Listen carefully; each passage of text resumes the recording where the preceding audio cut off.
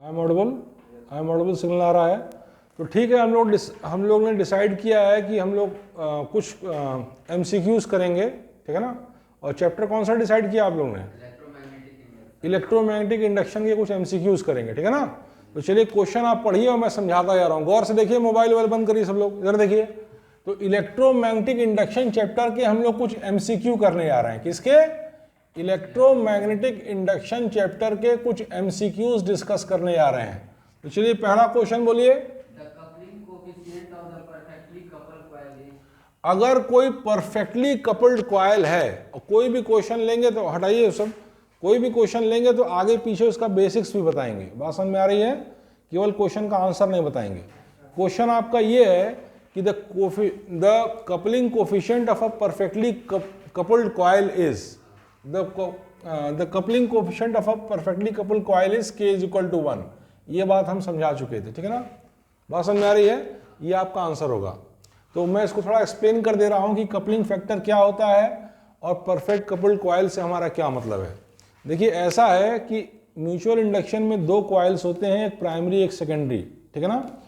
तो जितना flux primary में है अगर उतना ही फ्लक्स सेकेंडरी में है, यानी कुछ भी फ्लक्स का लॉस नहीं हो रहा। पैर सही करिए, पैर सही करिए।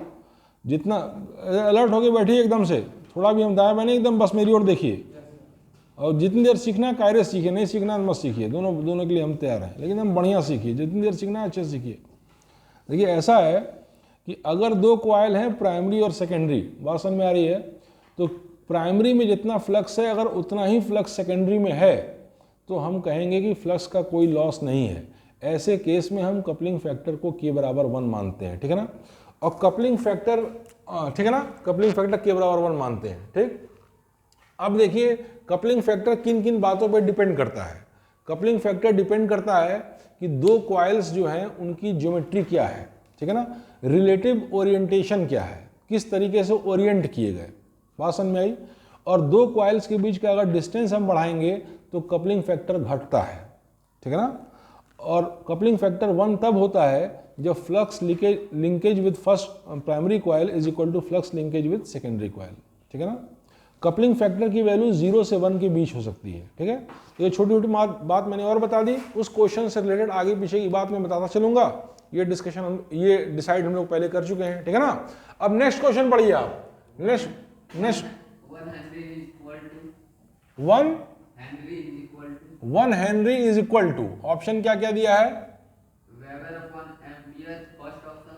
Weber upon ampere. तो हेनरी क्या होती है पहले ये बताइए। हेनरी क्या होती है? सेल्फ इंडक्टेंस की यूनिट, ठीक है ना। हेनरी क्या होती है? सेल्फ इंडक्टेंस की SI यूनिट, यही हेनरी है।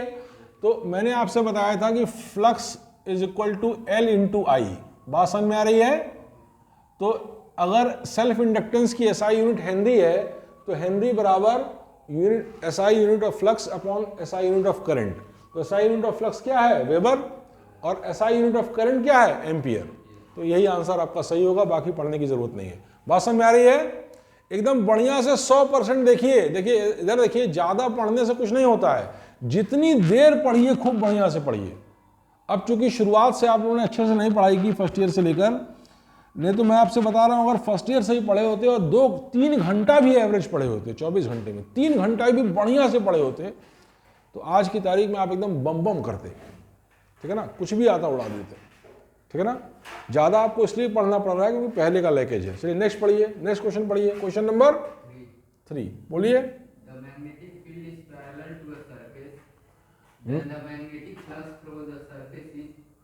एक सरफेस है और उस सरफेस से पैरेलल है मैग्नेटिक फील्ड। बात समझ में आ रही है? एक सरफेस है और उस सरफेस से पैरेलल है मैग्नेटिक फील्ड। बात समझ में आ रही है? तो उसको आप फिजिकली विजुलाइज कर लीजिए। जैसे मान लीजिए ये एक सरफेस है, मान लीजिए ये एक सरफेस है, इधर देखो ध्यान से देखिए सब लोग, ये मान लीजिए एक सरफेस है, ये सरफेस है और मैग्नेटिक फील्ड इसके पैरेलल है। तो इस सरफेस से कितना मैग्नेटिक फ्लक्स होगा यही पूछ रहा है। तो कौन सी बड़ी बात है यार, ये सरफेस है तो एरिया वेक्टर उसका क्या होगा? परपेंडिकुलर। ये अगर सरफेस है तो इसका एरिया वेक्टर इस सरफेस के परपेंडिकुलर होगा, ठीक है ना। और एरिया वेक्टर और मैग्नेटिक फील्ड का डायरेक्शन वही है जो सरफेस का सरफेस का है, क्योंकि सरफेस के पैरेलल है, तो इसका मतलब है इसके एरिया वेक्टर और मैग्नेटिक फील्ड के बीच का एंगल कितना होगा 90 डिग्री, तो फ्लक्स कितना होगा 0, फ्लक्स बराबर BA cos थीटा, तो BA cos 90 0 हो जाएगा, फ्लक्स कितना हो जाएगा 0 हो जाएगा। बात समझ में आ रही है? आंसर चेक करिए, आया है ना, सब आएगा, 100% आंसर्स आएंगे, ये नहीं कि 2-4 आएंगे, ठीक है ना, 2-4 नहीं आएंगे, सब के सब आएंगे। वो मार्कर दे दिए हमको, मार्कर लाइए, सारे के सारे आंसर्स आपके आएंगे, आगे दीजिए, वो सारे के सारे आपके आंसर्स आएंगे, ठीक है ना। अब नेक्स्ट क्वेश्चन पढ़िए आप। Transformer is used to light 100 watt and 110 volt. A transformer is used To light 100 watt एक ट्रांसफार्मर का इस्तेमाल हम करते हैं 100 वॉट को लाइट करने में, ठीक and है। 110 volt lamp from a 220 volt main 110 volt main lamp. Lamp from a 220 volt main. If the main current is 0.5 ampere, if the main current is 0.5 ampere, यानी करंट इन एक ट्रांसफार्मर, क्या क्या बोले शुरू से पढ़िए। a transformer is used to light 100 watt and 110 volt lamp from a 220 volt main. From a 220 volt mains, If the main current is 0.5 ampere, main current is 0.5 ampere, यानी current in primary is 0.5 ampere. बात समझ में आ रही है? then the efficiency of the transformer is efficiency of the transformer is, तो सबसे पहले आप ये जानिए कि इफिशियंसी ऑफ ट्रांसफार्मर क्या होगी। ट्रांसफार्मर दो तरह का होता है, स्टेप अप और स्टेप डाउन, दो तरह का ट्रांसफार्मर होता है, स्टेप अप और स्टेप डाउन, ठीक है ना। तो efficiency of the transformer define किया जाता है power output upon power input. बात समझ में आ रही है? इनटू 100, ये efficiency of a transformer define किया जाता है। बात समझ में आ रही है? Efficiency of a transformer define किया जाता है power output upon power input into 100। बात समझ में आ रही है? तो अब देखिए 100 वॉट और 110 वोल्ट जो हम यूज कर रहे हैं, जो यूज कर रहे हैं उसका पावर 100 वॉट है और उसका वोल्टेज क्या है 110 वोल्ट, तो पावर बराबर VI होता है। पावर बराबर क्या होता है VI। तो सेकेंडरी में करंट आ जाएगी, पावर कितना है 100 वॉट और वोल्ट कितना है 110, पावर बराबर V इंटू आई, ठीक है ना। तो अब जो हम यूज कर रहे हैं वो सेकेंडरी कॉइल है, जो हम यूज कर रहे हैं वो सेकेंडरी है, ठीक है ना। और प्राइमरी से बात आ रही है, ठीक। प्राइमरी में 220 वोल्ट है और सेकेंडरी जो यूज कर रहे हैं 110 वोल्ट, यानी ट्रांसफार्मर क्या कर रहा है, उसको स्टेप डाउन कर रहा है, स्टेप डाउन कर रहा है ना। तो इफिशियंसी होती है power output upon power input into 100।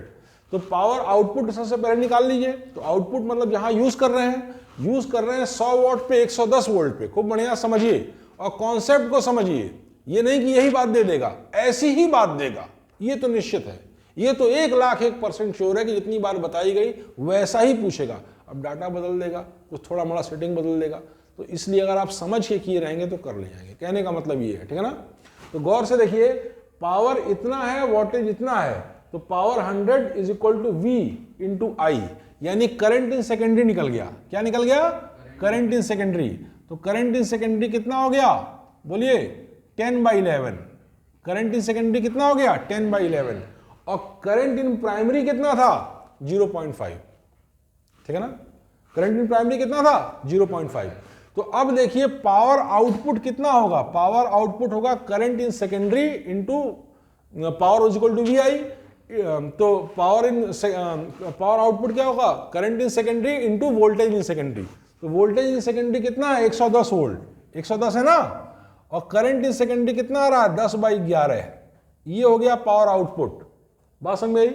और पावर इनपुट क्या होगा 220 इंटू 0.5 यानी कि हाफ, ठीक है ना, इंटू 100। यही इफिशियंसी आपकी होगी। इस केस में आपका रियल ट्रांसफार्मर दिया है, रियल ट्रांसफार्मर, ठीक है ना। अगर कुछ नहीं दिया होता है तो हम ट्रांसफार्मर को आइडियल मानते हैं, यानी कि इफिशियंसी 100%। जो इनपुट देंगे वही आउटपुट। लेकिन इस केस में जो ट्रांसफार्मर है वो आइडियल नहीं है, इसकी इफिशियंसी 100% नहीं आ रही है, ठीक है ना। ये रियल ट्रांसफार्मर है। तो फिर जब इसको सॉल्व करेंगे तो 110 दूनी 220, बात समझ में आ रही है, ठीक है। और 2 से कट जाएगा, बात समझ में आ रही है। 110 दूनी 220 और 2 से कट जाएगा, तो ये हो जाएगा 1000/11, 1000/11%। बात समझ में आ रही है? ये आपकी इफिशियंसी आ जाएगी 1000/11%। तो देख लिए कितनी आ रही है, 11 9 या 99, 11 9 या कितना होगा 99 और 10 आया, ठीक है ना, तो 10 आया तो रफली आप समझिए 91% के आसपास आपकी आएगी। हाँ वही 90 कुछ % आएगी। मैं देखिए इधर 11 9 या 99 था तो 10 को मैंने 11 एज्यूम कर लिया, तो 11 बन जाए, 11 कर दिया 91% आ गया, 90 पॉइंट कुछ % आपकी इफिशियंसी आएगी। बात समझ में आ रही है? तो ये आपका प्रश्न हल हो गया और ये आप लोगों को समझ में आ गया बढ़िया से। कुछ 19-20 हो तो वीडियो रिवाइंड करके देखिए। मैं आपसे बार बार कह रहा हूँ, वीडियो के सामने बोल रहा हूँ कि वीडियो में जितनी बातें मैंने बोली हैं उसके बाद से अगर आधा नंबर भी आएगा तो आइएगा, मैं फीस वापस कर दूंगा। इस कॉन्फिडेंस है तभी तो बोल रहा हूँ, सब वही आएगा। हाँ आप कुछ लोग नहीं कर पाएंगे तो वो उनकी गलती होगी, ठीक है ना। 2 4 5 बार रिवाइंड करके बातों को सुनिए और एक सेट क्वेश्चन लगा लीजिए, बात खत्म, बात खत्म। इतना ही तो करना है और जहाँ भी डाउट हो हमसे पूछ लीजिए। आधा नंबर भी नहीं जाएगा, मैं बता रहा हूँ ना, मैं मुझे परीक्षण नहीं करना है कि मैं ट्राई करने जा रहा हूँ, मैं कई बार देख चुका हूँ, कितनी बार मैं ये बात को देख चुका हूँ। बात समझ में आ रही है ना? नहीं जाता वही है ही तो आएगा कहाँ से। मैं आधा तिहा नहीं पढ़ाता हूँ कि थोड़ा सा पढ़ा दिया, थोड़ी सी बात बता दी, इंपॉर्टेंट बता दिया। मेरे लिए कुछ भी इंपॉर्टेंट नहीं है, जो सिलेबस में है सब इंपॉर्टेंट है। सिलेबस में है तो कुछ सोच के ही है ना, ये थोड़ा है कि सिलेबस में इंपॉर्टेंट अनइम्पॉर्टेंट क्या होता है। वो तो जब आदमी कुछ भी नहीं पढ़ा होता है और 1 महीना 2 महीने बाद एग्जाम देना होता है तो मजबूरी में वो कुछ ना कुछ ऐसे छांट के पढ़ लेता है, उसी को इंपॉर्टेंट कह लेता है, या अक्सर इसमें से क्वेश्चन आता है यही आएगा। तो मैं जब सब बात बता रहा हूँ तो कहाँ से आएगा? बात ये है, जब मैं कुछ छोड़ ही नहीं रहा हूँ तो कहाँ से आएगा, और कभी नहीं छोड़ता हूँ। तो उसी को रिवाइंड करके सुनिए, आप घबराइए नहीं। आप तो बच्चे हैं ना, जो टीचर्स भी पढ़ा रहे हैं उनका भी क्या एक ही बार में परफेक्ट है? तो आप बच्चे हैं, एक ही बार में परफेक्ट हो जाएगा? 4 बार 5 बार 6 बार उसको देखिए और वीडियो से ही रिवाइंड किए, कंप्लीट इन्फॉर्मेशन है। वही लैंग्वेज ही आपको रट जाए, कुछ क्वेश्चन लगा लिए, बात खत्म। समझ रहे ना? इतना ही करना है। कोई किताब मत टच करिए, मैं बार बार कहता हूँ, किसी भी किताब को टच मत करिए, किसी किताब की जरूरत नहीं है। अगर इसके बाहर प्रश्न आए तो हमसे पूछिए, हम यहीं खड़े हैं, हम यहीं खड़े हैं, हम जान नहीं रहे हैं और बहुत दिन से ये बात हम कह रहे हैं, ठीक है ना। तो बस उतना ही देखिए, कोई बुक मत टेस्ट कीजिए और कोई एक सेट पैटर्न से क्वेश्चन लगा लीजिए, ठीक है ना। अच्छा अब नेक्स्ट क्वेश्चन बोलिए, नेक्स्ट क्वेश्चन बोलिए। The role of inductance is equivalent to, inductance का क्या रोल है बताइए? क्या ऑप्शन दिया है? ऑप्शन क्या क्या दिया है? मैंने क्या आपसे बताया था बताइए? मैंने क्या बताया था? चिल्ला चिल्ला के आपको पढ़ाते समय बताया था कि self induction is also called as inertia of electricity. सीधे क्वेश्चन आ रहा है कि नहीं आ रहा है? इसको इनर्शिया ऑफ इलेक्ट्रिसिटी इसलिए कहते हैं कि इसका बस एक रोल है, ये है, इसका बस एक रोल है कि ग्रोथ या decay of current in the circuit को ये डिले करता है। अगर करंट ग्रो कर रही है तो उसका अपोज करेगा, अगर करंट डिके कर रही है तो उसका अपोज करेगा। सेल्फ इंडक्टेंस का एक ही काम है कि ये यथास्थिति को बनाए रखने का प्रयास करेगा, यानी स्टेटस को बनाए रखने का काम करेगा। और एग्जैक्टली यही काम इनर्शिया आपकी फिजिकल वर्ल्ड में करती है, एग्जैक्टली यही काम आपकी इनर्शिया मैकेनिकल वर्ल्ड में करती है। बात समझ में आ रही है? तो जो काम इनर्शिया करती है मैकेनिकल वर्ल्ड में, एग्जैक्टली वही काम कोफिशिएंट ऑफ सेल्फ इंडक्शन किस में करता है? इलेक्ट्रिकल वर्ल्ड में। इसीलिए इसको इनर्शिया ऑफ इलेक्ट्रिसिटी भी कहते हैं, क्योंकि ये यथास्थिति को बनाए रखने का प्रयास करता है। अब इसके बाद भी आप भूल जाएं तो भाई हम नहीं जानते हैं, इससे ज़्यादा आपको जो बता सके उसकी बात सुन लीजिए। 100% बातें मैं बोलता हूँ बेटा, 100%, 99% नहीं बोलता हूँ, सब कुछ बोला हूँ, विद इन बहुत कम टाइम में बोला हूँ, ठीक है ना। उसको रिपीट करके सुनिए और घबराइए नहीं, एक बार में थोड़ा किसी का परफेक्ट हो जाता है, ठीक है ना। नेक्स्ट बोलो बेटा, नेक्स्ट क्वेश्चन। हाँ, question number 6, the phase difference between the flux linkage and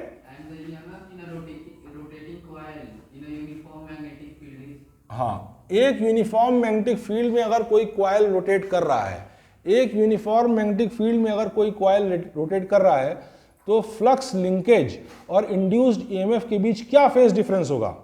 तो बताइए, ये बस अब बताए नहीं है आपको, हैं। आपको जब मैं वो पढ़ा रहा था जनरेटर, तो जनरेटर में मैंने क्या आपको बताया था, फ्लक्स होगा बी ए कॉस थीटा, और ये क्या होगा, इंड्यूस्ड ईएमएफ क्या होगा, B A omega sine omega T, बताया था ना, साइन थीटा। अरे देखिए ऐसा है कि जब मैं, आप पूरा मेरा वीडियो देखिए जनरेटर का, जनरेटर में मैंने एक एक बात बताई है, खूब डिटेल में समझाया है, ठीक है ना। फ्लक्स और ईएमएफ के बीच का फेज डिफरेंस पूछ रहा है, तो आंसर हम आपको बता दे रहे हैं 90 डिग्री, आंसर यही सही है, लेकिन मैं समझा दे रहा हूं कैसे। आंसर मिल गया ना, आंसर मिल गया ना। ये सब सवाल आप देखते ही मार देंगे, समझ। इधर देखिए, अगर कोई कॉइल जनरेटर में रोटेट कर रहा है तो मैंने आपको बताया था फ्लक्स होगा बी डॉट ए, ठीक है ना।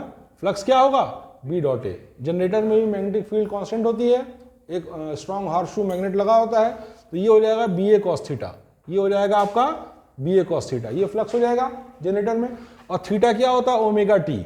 अगर ओमेगा एंगुलर स्पीड से मूव कर रहा है तो थीटा क्या होता है, ओमेगा टी, ठीक है ना। और इंड्यूस्ड ईएमएफ क्या होगा, मैंने खूब बढ़िया समझाया है, इंड्यूस्ड ईएमएफ होगा minus d phi by d t. बात समझ में आ रही है, तो minus d phi by d t होगा, तो ये क्या हो जाएगा, B A omega sine omega t. Cos omega t का डिफरेंशिएशन क्या होता है, साइन ओमेगा टी।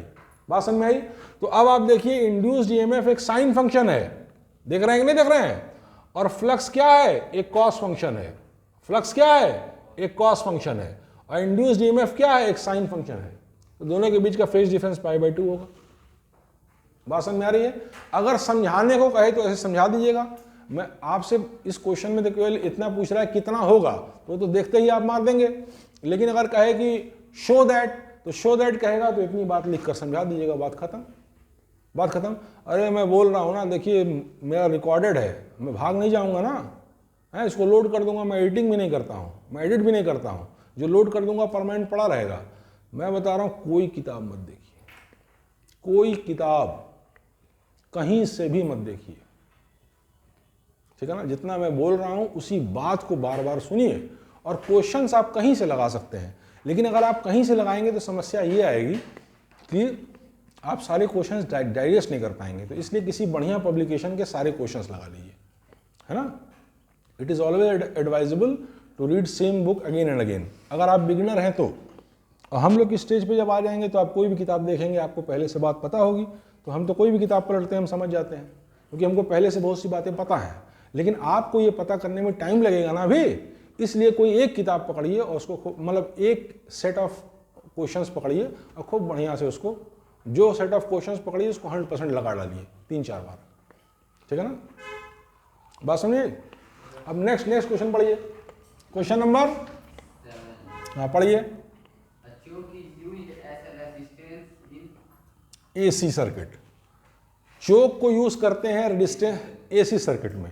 चोक कॉइल का इस्तेमाल, अब चोक कॉइल के बारे में थोड़ा सा बता दें, सुन लीजिए, सब मेरे वीडियो में है, कुछ भी ऐसा नहीं है नहीं है। बात समझ में आ रही है। चोक कॉइल क्या होता है, जैसे मान लीजिए रोस्टेट क्या होता है, रोस्टेट से हम करंट की वैल्यू को बढ़ाते या घटाते हैं, लेकिन किस में, डीसी सर्किट में। लेकिन एसी सर्किट में अगर हमको करंट की वैल्यू को घटाना या बढ़ाना है तो ऐसे केस में चोक कॉइल का इस्तेमाल करते हैं। बात समझ में आई। ऐसा नहीं है कि एसी सर्किट में हम रोस्टेट का इस्तेमाल करके करंट की वैल्यू को घटा या बढ़ा नहीं सकते हैं, एसी सर्किट में भी कर सकते हैं, लेकिन दिक्कत यह आएगी कि बहुत ज़्यादा इलेक्ट्रिकल एनर्जी का लॉस होगा, ठीक है ना। तो चोक कॉइल एक ऐसा कॉइल होता है जिसका इंडक्टेंस बहुत ज़्यादा होता है लेकिन रेजिस्टेंस बहुत कम होता है। इसकी वजह से क्या होता है, पावर फैक्टर बहुत कम होता है, और पावर फैक्टर की वजह से, कम होने की वजह से पावर लॉस बहुत कम होता है, ठीक है ना। सब कुछ वीडियो में समझाए हैं, क्लास में ये बोल चुके हैं, ठीक है ना। पावर लॉस कम होने की वजह से चोक कॉइल क्या करता है कि करंट को रिड्यूस तो करता है इफेक्टिवली, लेकिन एनर्जी का लॉस नहीं होने देता है, ठीक है ना। मेरी फिर से सुनिए, इत्मीनान से सुनिए। किसी प्रश्न से आगे, किसी प्रश्न से, प्रश्न को आप सॉल्व कर रहे हैं, उसके आगे पीछे की बात आपके दिमाग में घूम जानी चाहिए, ठीक है ना। वो घूम जाएगी, अब 3-4-5 बार आप देखेंगे। देखिए ऐसा चोक कॉइल होता क्या है। चोक कॉइल एक ऐसा अरेंजमेंट है जिसकी मदद से हम एसी सर्किट में करंट की वैल्यू को घटाते हैं या बढ़ाते हैं। मोटरसाइकिल भी होता है, देखा, चोक, बस वह चोक समझ गए। एसी सर्किट, कहीं भी एसी सर्किट है, किसी भी एसी सर्किट में हम जो है करंट की वैल्यू को घटाने या बढ़ाने के लिए जिस अरेंजमेंट का मत करिए, अरेंजमेंट का इस्तेमाल करते हैं, एकदम अलर्ट होकर देखिए सब लोग, उसी को हम कहते हैं चोक कॉयल, ठीक है ना। जिस प्रकार से रोस्टेट का इस्तेमाल हम डीसी सर्किट में करंट की वैल्यू को बढ़ाने एवं घटाने में करते हैं, उसी प्रकार से चोक कॉयल का इस्तेमाल एसी सर्किट में करंट की वैल्यू को बढ़ाने या घटाने में करते हैं। अब प्रश्न ये है कि क्या हम रोस्टेट का इस्तेमाल एसी सर्किट में नहीं कर सकते हैं? तो जवाब है कर सकते हैं, लेकिन उससे दिक्कत ये होगी कि करंट की वैल्यू घट तो बढ़ जाएगी। रोस्टेट भी एक रेजिस्टेंस है वेरिएबल रेजिस्टेंस है, ठीक है ना। करंट की वैल्यू घट तो जाएगी, लेकिन इससे पावर का लॉस बहुत ज़्यादा होगा।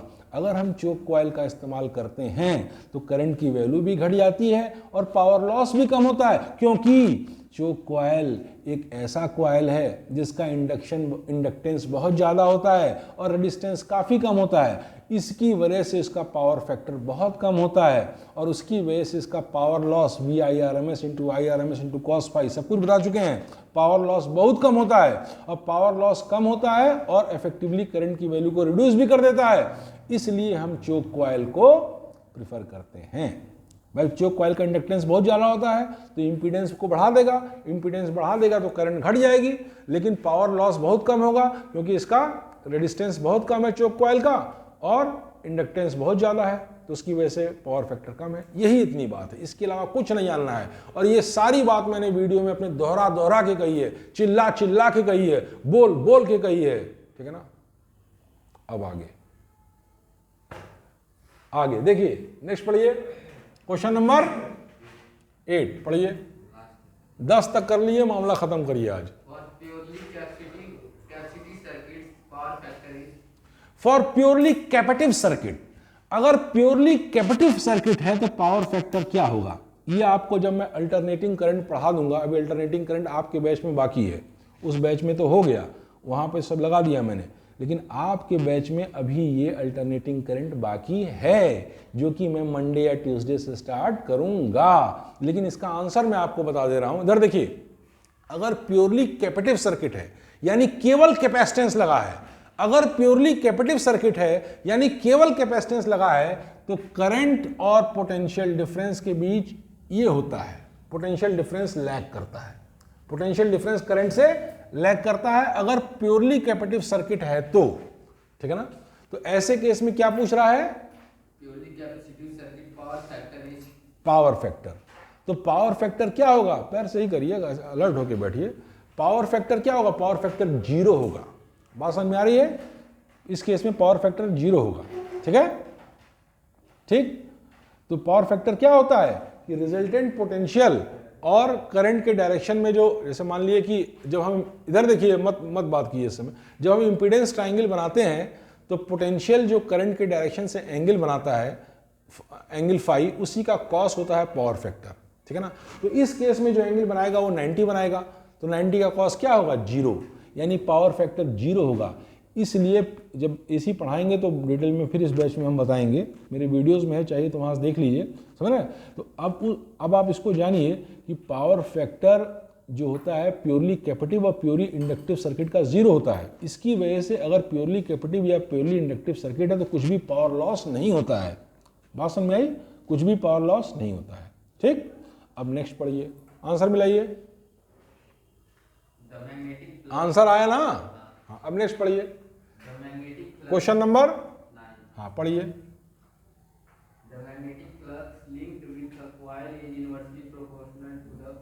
Magnetic flux linked with the coil is inversely proportional to the, option पढ़िए। एक मिनट, magnetic field area, magnetic field intensity, area of cross section, इनके तो डायरेक्टली प्रोपोर्शनल है। अब नेक्स्ट, नन ऑफ दीज। एक बात सुनिए, एक क्वेश्चन आपका ये पूछ रहा है कि एक कॉइल में जो मैग्नेटिक फ्लक्स लिंक होता है वो किस फैक्टर के इनवर्सली प्रोपोर्शनल होता है। तो मैग्नेटिक फ्लक्स मैंने हजारों बार चिल्ला के कस के बोल के आपको सुनाया है कि मैग्नेटिक फ्लक्स जो होता है BA cos थीटा होता है। बात समझ में आ रही है, यानी B और A के डायरेक्टली प्रोपोर्शनल होता है और नंबर ऑफ टर्न्स के भी डायरेक्टली प्रोपोर्शनल होता है। तो इसका मतलब जो चौथा ऑप्शन नन ऑफ दीज है वही सही है। बात समझ में आ रही है। नेक्स्ट क्वेश्चन पढ़िए। When the magnetic इस तरह के सवाल आपके बोर्ड में आएंगे, बोर्ड में यही सब आता है। बोर्ड का मतलब है कि आपको बेसिक्स आना चाहिए, बस, The magnetic ज़्यादा कोई लफड़ा नहीं, बेसिक आएगा आप कर देंगे। when the magnetic field is parallel to the surface. अगर मैग्नेटिक फील्ड किसी सरफेस के पैरेलल है, मान लीजिए कोई सरफेस है, मैंने आपको पहले ही बताया, मान लीजिए सरफेस है, इसके पैरेलल मैग्नेटिक फील्ड बन रहा है बेटा, बन रहा है सब कुछ, मान लीजिए सरफेस है, इसके पैरेलल मैग्नेटिक फील्ड है, फिर आगे पढ़िए। Then the magnetic flux through the surface is zero. अभी ये बात हो चुकी है, एक क्वेश्चन रिपीट कर रहे हैं आप, उसी में दिया ये। अच्छा उसी में रिपीट किया है, हाँ। अच्छा उसी में रिपीट कर दिया, तब चलिए कोई बात नहीं, जीरो हो गया, डिस्कस हो चुका है। तब एक क्वेश्चन और पढ़ दिए, इससे 10 क्वेश्चन हो जाए। एक क्वेश्चन और पढ़िए, एक क्वेश्चन और पढ़िए। अरे ये 10वां वाला तो वही रिपीटेड है ना जो बोला है पैरेलल से, हैं? 10वां वही था, रिपीट हो गया था, अभी 11वां उस क्रम से चल रहा है उस किताब से। हाँ बोलिए, पढ़िए। Core of transformer is laminated because, जो क्या कहते हैं ट्रांसफार्मर का कोर है उसको लेमिनेट क्यों करते हैं बताइए? क्योंकि दो वायर्स के बीच जो उसमें वायर, उसमें शॉर्ट सर्किट ना हो। भाई कॉयल राउंड राउंड ऐसे कोर में लगा हुआ है, ट्रांसफार्मर का पूरा कंस्ट्रक्शन दिखाए थे ना, ट्रांसफार्मर का पूरा कंस्ट्रक्शन है, मेरे वीडियो में है, ऐसे राउंड राउंड राउंड राउंड समझाए थे क्लास में भी, है ना, ऐसे ऐसे करके है वायर, तो लेमिनेट नहीं रहेगा तो आपस में वायर शॉर्ट करेगा, तो शॉर्ट सर्किट नहीं करेगा। बोलिए, आपको समझ में आ गया है? सब क्लियर है? तक कट कर दीजिए, अब हम दूसरे के अंदाज में ना बोल रहे हैं, कट कर दीजिए, कट कर दीजिए।